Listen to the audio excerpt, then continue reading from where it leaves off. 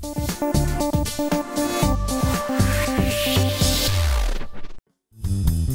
views and opinions expressed in this program are those of the participants and do not necessarily reflect the views of BronxNet or the program underwriters.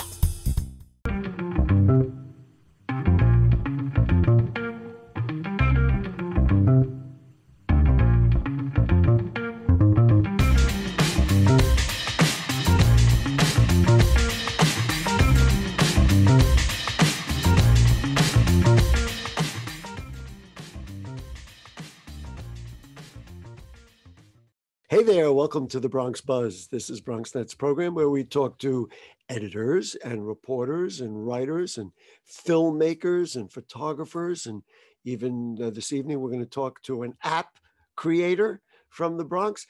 But to get started, we're going to talk to somebody who really just got a wonderful promotion, a wonderful Bronx journalist. And now she is the new executive editor from City Limits. My longtime friend, Jeanmarie Evelly, congratulations on the new job. Thank you so much, Gary. I appreciate that.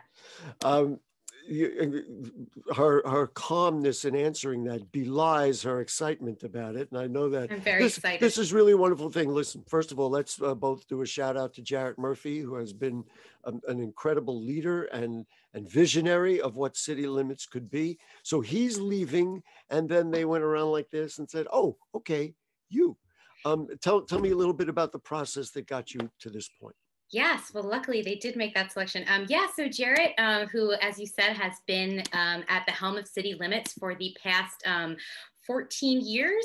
Well, he's been with City Limits since 2010. So he's actually been, since 2007, and has been the leader at the top of the editorial helm since 2010.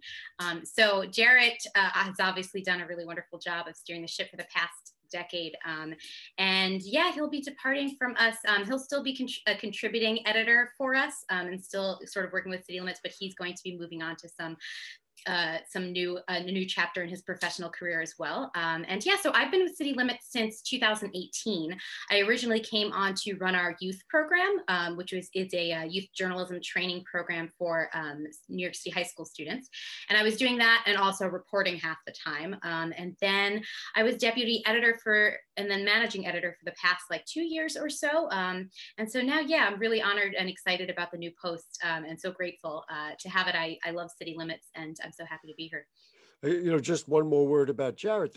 He was at the helm of building something that really became something very important, especially as other media outlets fell apart or collapsed or didn't do what they used to do, or we can go on, and the numbers of things that have been cut from local and New York City journalism.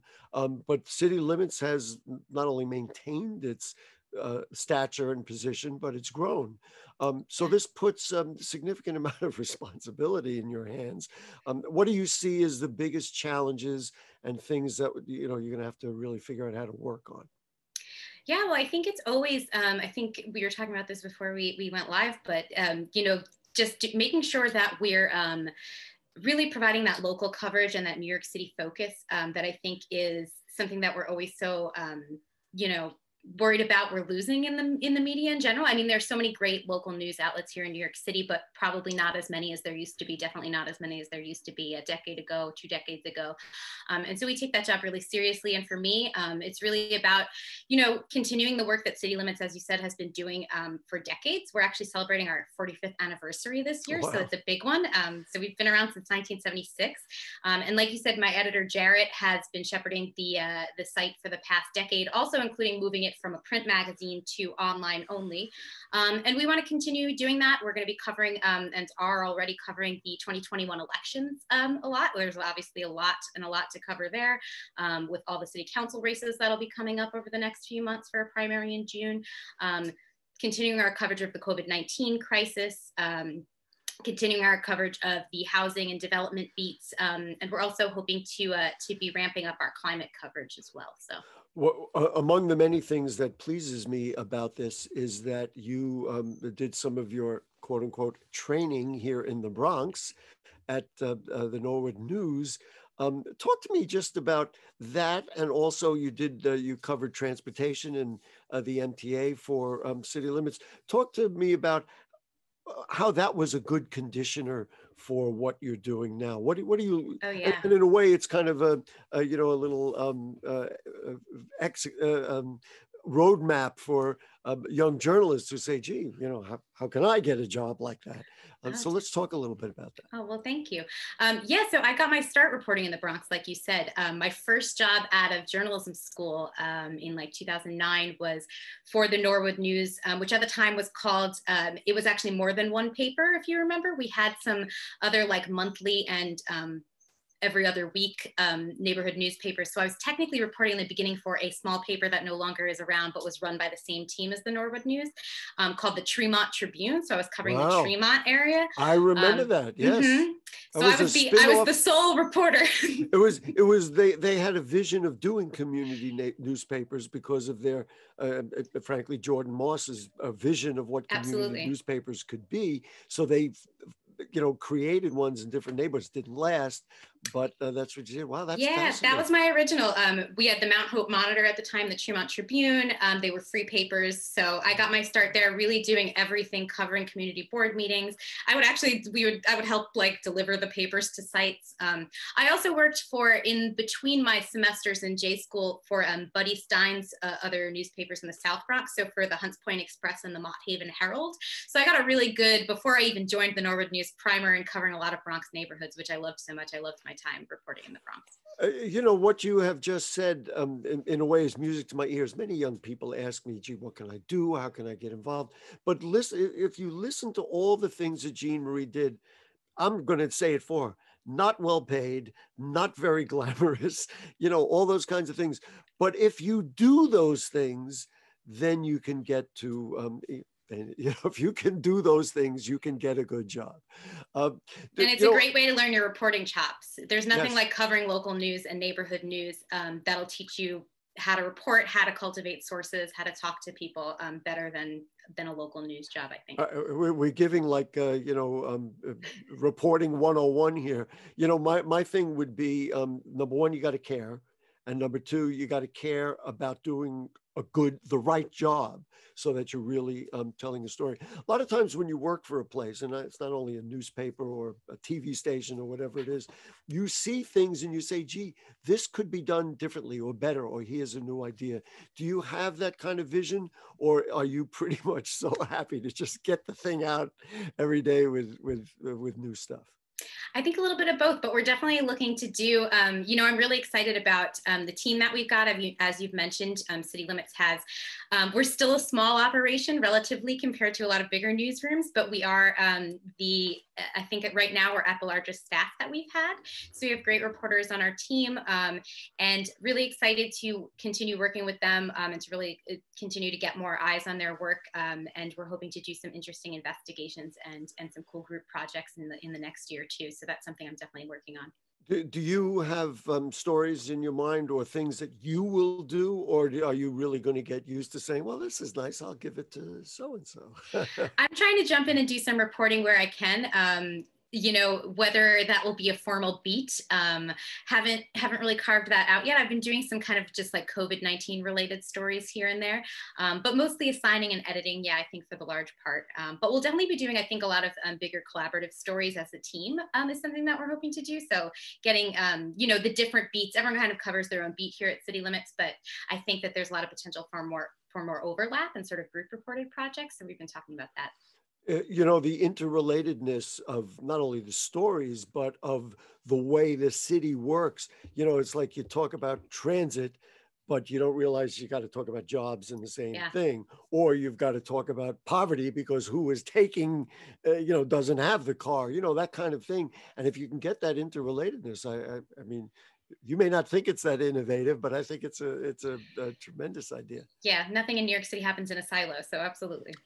The politics now, and we here at BronxNet and on my other show, Bronx Talk, where we've got a lot of work to do.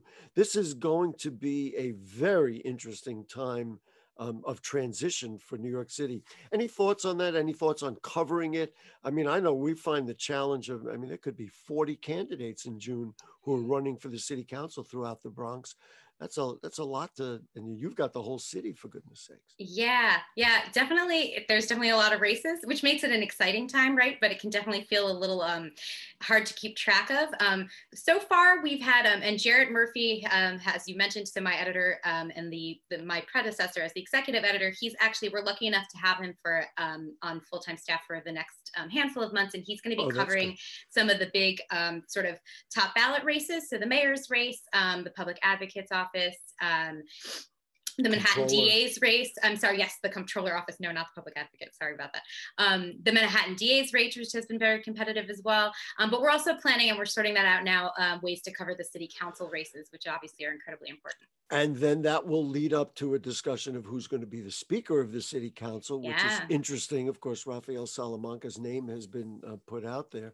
Do you have a sense of the direction of the city? I had a conversation with somebody last night and said that, and I hate to use the word progressive because it means all kinds of crazy things to all kinds of people, but there is an incredible amount of energy of young progressive thinking in the city of New York. I mean, I see it in the Bronx like crazy. And I tell people all the time, don't be surprised that AOC came out of the Bronx. We grow these people. So, I mean, that's my thought. Any thoughts from you before we let you go? Yeah, no, I think you're absolutely right. I think the 2016 election, right, galvanized a lot of, there's always been people working hard in these areas, right? And there's always that activity, but I think it took kind of like that excitement and that sort of energy really got galvanized after 2016, and we're still seeing that. So I think that there's going to be a lot of maybe interesting races to watch this year. So it should be. It's going to keep us all busy, I'll tell you that. Yes, definitely. Final question, and I'm finding, getting guests on television is incredibly more simple because of doing Zoom and virtual. Do you find that reporting is harder or easier? And now that you're going to be responsible for a lot of reporting, is it harder or easier in this way? I think both, right? I think there are pros and cons. I've had this discussion with several of our reporters. I think it's easier in some ways, right? Because a lot of events now are being done on Zoom, a lot of press conferences, community board meetings, civic meetings, which makes it easier as a reporter to attend, right? And even to watch after the fact. If you missed a community board meeting now, it's on line the next day and you can just watch it the next morning, which as a reporter is obviously great. But you also kind of lose obviously a bit of that in-person kind of reporting stuff that comes, like I've been talking to some reporters of mine where it's like to track down one little tidbit or confirm something normally you could just like kind of corner a source at the meeting, right? And ask them. And we don't have that now. So it definitely, I think it does both, right? I think it's maybe easier in certain ways. And I think that like even the city meetings being, I think, online now is going to be here to stay regardless. The city has no question about it. So it's definitely changed that. So it'll make it easier for when we can't make it out to those community board meetings in person, which is good. Ladies and gentlemen, the new executive editor of City Limits is Jeanmarie Evelly. We couldn't be more happy about it. Sorry to see Jared go. He's going to be around. You think he's not going to be? He'll definitely be around, and we'll be keeping tabs on him. And I'm sure he'll. Sure. You can probably even get him back on here. Good luck, and stay in touch. Much. We're gonna, folks. Just look at citylimits.org, and you'll see Jeanmarie's fingerprints everywhere. Thank you, Gary. All the best, Jeanmarie. Thank you so much. We're going to take a short break, and then wait till you see this new app that a couple of Bronx guys have created. Resources for the Bronx and the city of New York galore. Don't go away. We know that people are dealing with the health crisis, but there's also a lot of food insecurity. We're giving out healthy food options, and that's what's key here. If you're a senior, you have a disability, they'll actually deliver meals to you. The residents are anxious, they're worried, they're scared, they want to be tested. When things were happening in our community and we couldn't get the help. There's almost a presumption of criminality that attaches to your skin color. The site will prioritize those who are at highest risk in the population. If you feel symptoms and you'd like to visit one of these COVID-19 testing sites here in the Bronx, you may call the State Health Department's hotline. Important to note about this site is no reservations are needed. This is a walk-in clinic. A lot of us are out of work and looking for something to do. We have the machinery and the skills to make large scales of these masks and gowns. Take care of your people. It's going to go way further than we actually can understand. Right now, employees like myself are just adjusting to the new reality. Reporting from BronxNet, we built a media network for you. BronxNet TV. Come learn in your new state-of-the-art studios at Lehman College. At Mercy College. And coming soon to the South Bronx in the Hub. Inspire with your stories, culture, history. Your Bronx on BronxNet. Engage with us. Connect with us at your channels and at BronxNet.tv. Learn, engage, inspire. BronxNet TV. From the Bronx to the world. BronxNet.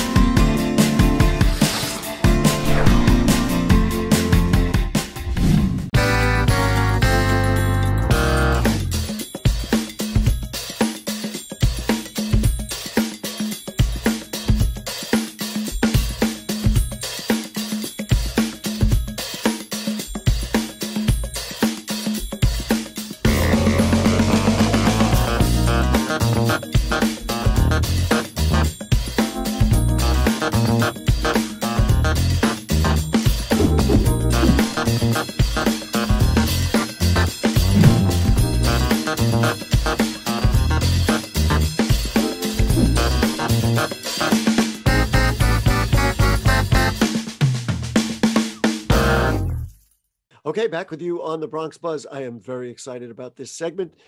It's from a company called Tito, T-I-T-O, but a couple of guys who've been on our program before.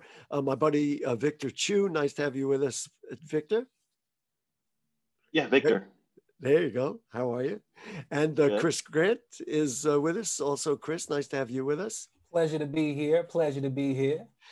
Victor, let's talk about Tito in general. And I'm going to tell you folks, you're going to see an amazing video, and you're going to really appreciate what they're doing, what Bronx guys are doing. So tell me, Victor, go ahead. Gary, thanks for having us on the show. So Tito is the name of my company, and it's the name of an app. And the app lets you find out about interesting things happening around you. That could be, free pizza on the concourse. It could be, free museum nights. It could be sighting of beautiful, sunset over the Bronx. Mm-hmm. So we wanted a way to kind of promote the app and, get people to download our app. So we created this video is what we're going to look at. Chris, is there a difference between what you do versus what Victor does? I mean, I know Victor for many years as a photographer, and so his vision of, how to create things visually, are you on that same page, or do you provide another aspect of what you guys are working on? I like to look at our relationship as like Aladdin and the genie, right? Like Victor is Aladdin, he has the vision, I'm the genie, I'm supposed to help bring it to life, you know what I mean? So, in that aspect, we're on the same exact page, and we both want to see something come to life. It's my job to bring it out and animate it to his liking. All right, so let's just stay with you for a second. When the idea of this app came about, now, first of all, how long ago was it? And then what was your vision that you tried to do and I think ultimately succeeded in? Well, to be honest, the last time I did something with Vic was a few months ago. He hadn't mentioned anything about working on the app. And then he sent me a message and says, hey, I just did this app and I want you to come and help promo it. And so, he sent me the materials, and I thought it was the greatest thing, because it was like, I was like, this is hot, especially in quarantine time, right? Like, everybody's stuck in the house trying to find something to do. And it's the hardest thing to do, which is find something to do. So most people either just sit in the house, invite people over, they get COVID all up in their living room and whatnot. Let's hope not. Right. But this app, it helps you figure out what you can do outside, which is also safe, that other people are doing, or not safe. And the fact is, everybody's got one of these, and this kind of makes it convenient. Victor, let's introduce this video. As you know, you sent it to me, and I was like, "Wait a minute, we got to put this on TV." Let's not give away the way what it turns out. But is there anything you want to say to introduce it, or we'll just let it roll? I think let's just let it roll. All right. So does it have a title? It's called, we changed the title a couple of times, and right now on YouTube, it's called Man Accuses New Yorkers of Infidelity. Man Accuses New Yorkers of Infidelity. It's not what you think it is. From Tito. Let's take a look. I heard you did it with Tito. You was doing it with Tito, wasn't you? I'm swiping through Tito, and I don't see you on here. Where are, I'm trying to figure out. We're not on there. We got boyfriends. What you see, that's what I'm saying. You need a Tito in your life. Can I put you on with Tito? I heard you was with him. Did you do it with Tito, baby? Hey, miss, I heard you did it with Tito's. Tito? Yeah, Tito. Who's Tito? You know who I'm talking about. Tito. Big Tito or little Tito? Big Tito. Did Tito send you all out here? Really? What kind of dog is Tito? All right, so let me introduce you to something. So Tito is an app that allows you to figure out what's going on in the city. Once you open up the app, it gives you this map, right? And on this map, there are a bunch of pins. These pins are notable places where events are taking place. But if you look here, it even has a feed, much like Instagram, where you can scroll through and see what's popping off. Look, take a shorty to see live bossa nova music. Chicks don't be knowing about bossa nova. If you pull up on some bossa nova, then you on a whole nother echelon. Echelon, use that word, bro. Now, what do you think happens if you click on a red icon? Oh, the vessel's closed. You can't go to the vessel. Everybody like going to the Hudson Yards. I'm glad you told me, because I was actually planning to go see the vessel. I'm glad you're not going. Thank you. What's that say? Closure of 181st Street State. So it's a hazard mark. If you wanted to catch a train. That rules. That's amazing. You're pretty good with that. Very good. I like it. You like that? That's good, right? Thank you for putting it on. Ain't no thing. Very good. And I can find this for free in the App Store? Free on the App Store, no charge, 5 stars. Go check it out. Available today? Available yesterday. Very nice. Thank you. Make sure you type T-I-T-O, not Toto, because if you do Toto, then, you know, then it's going to give you something different. You don't want that.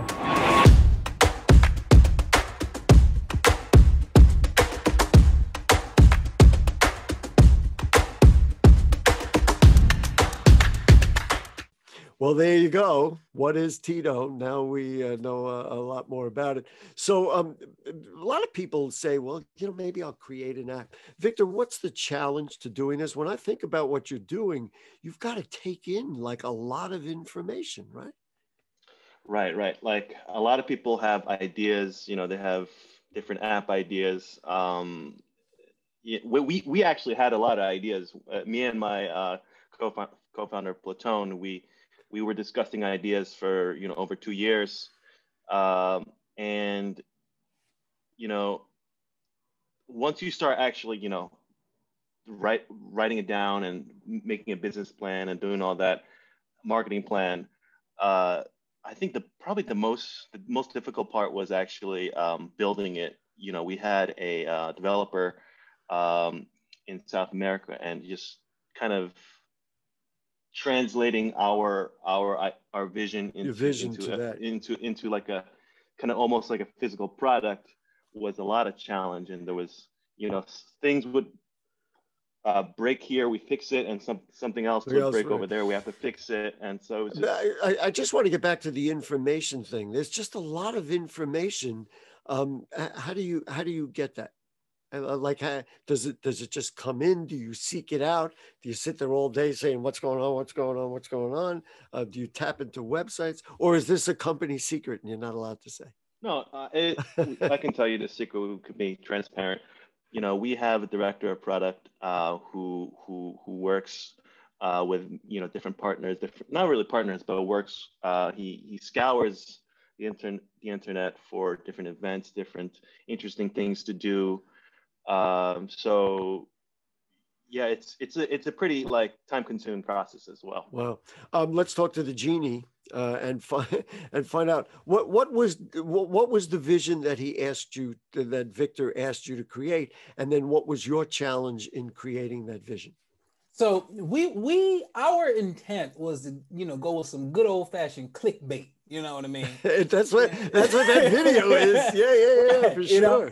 We was straight up, hey, I heard you did it with Tito, right? And that's cool, right? The vision was terrible. Approach people in the freezing cold in New York and aggressively accuse them of that they have no idea about, right? And in theory, it sounds great. Sounds like a great prank. Sounds like a great video. Great for YouTube, right? But in practice, that's the fastest way to get stabbed. Okay. So that was difficult. That was difficult. I was wondering about that. There is a security issue in there. Yeah. You start walking around accusing women of, did you do it with Tito? Come on. Right. And the crazy thing was, it's New York City. So you walk up on random women screaming, I heard you did it with Tito. They kind of just ignore you and keep walking like, man, I can't even get a reaction out of these people. They're so insensitive. Well, let me tell you something. That's a better reaction than another reaction that you might have got. Okay. So you probably were better off. But what you did there, and what is really, I thought, brilliant about it, is you branded the name. I mean, if 1 million people see that, everybody who watches it will say, oh, now I know what Tito is. So congratulations. Yeah. Vic was adamant on making sure that I mentioned Tito before I spoke to anybody. Excuse me, have you seen Tito around? And it's just like, what is this damn Tito? And you get people walking. I heard he say something about Tito. Last time I heard, the Jacksons ain't had a hit since '89. But yeah, right. That's right. Somebody did say that. Did you? Were you the guy? Well, no. No. That's the thing. Tito was the app, right? But we had one girl that said Big Tito. No, wait. Were you the guy who walked around? That's what I meant. Oh no, yeah, that was me. I was a genie. Oh, that was you. Yeah, I was the guy who harassed. Yeah, we only had these random people, these random women. Pretty good. Victor, so let's get to how do people get to Tito? How do they find out about it? How do they learn more about it? How do they use it? Give us the whole spiel. Sure. Yeah. And I do want to emphasize, I might have forgotten that Tito also shows you kind of things, ephemeral things that people see and people take photos of. So if you see something interesting, you can use the Tito app, take a photo, upload it to Tito, and people around you will be notified if it's truly interesting. So, so it's also like a user generated content as well. So and a lot of people, they put it on Instagram or they put it on Facebook. Here you could do it and it blasted out to a whole new audience. And it's, I hate to put it, it's very New York. It's like, this really is New York, the Bronx, of course, right? Right. It's like when you go to New Jersey, but you really wish you could watch New York 1 News and get the weather on the ones, right? But the beautiful thing about this, the best thing about this that I can say that I've got about 30 seconds, so go ahead. You can post something that's super interesting, and if a news outlet wants to use it, they can purchase it from you. Right. I thought that was the kicker. Because a lot of people, they get a video of something and they think it might be newsworthy, and then of course it gets stolen or whatever. Here, there's a process to do it. All right, what do people do? They go to Tito in the App Store and pop it out? Yeah, you can search for Tito on the App Store, in the Apple App Store. If you're on Android, you can go to our website, titoapp.org, and sign up for the wait list. And do it for the wait list when you get it on the Android. On Android, yes. Got it. Listen, you guys are great. You're always welcome back because you're always inventing stuff or creating films or whatever it is. And we love having you, my buddy Victor Chu, Chris Grant. You guys are absolutely the best. This is what we need in the Bronx. Energy, thinking, creativity. That's who we are. So thank you both for joining us. Thank you so much, Gary. Appreciate you all. Hey, also thanks and congratulations to Jeanmarie Evelly from City Limits. And that's it. We'll see you next week. We've got a lot going on. This week on Bronx Talk, we're going to be talking to the new Bronx Assembly members. So that'll be what we do beginning Monday night.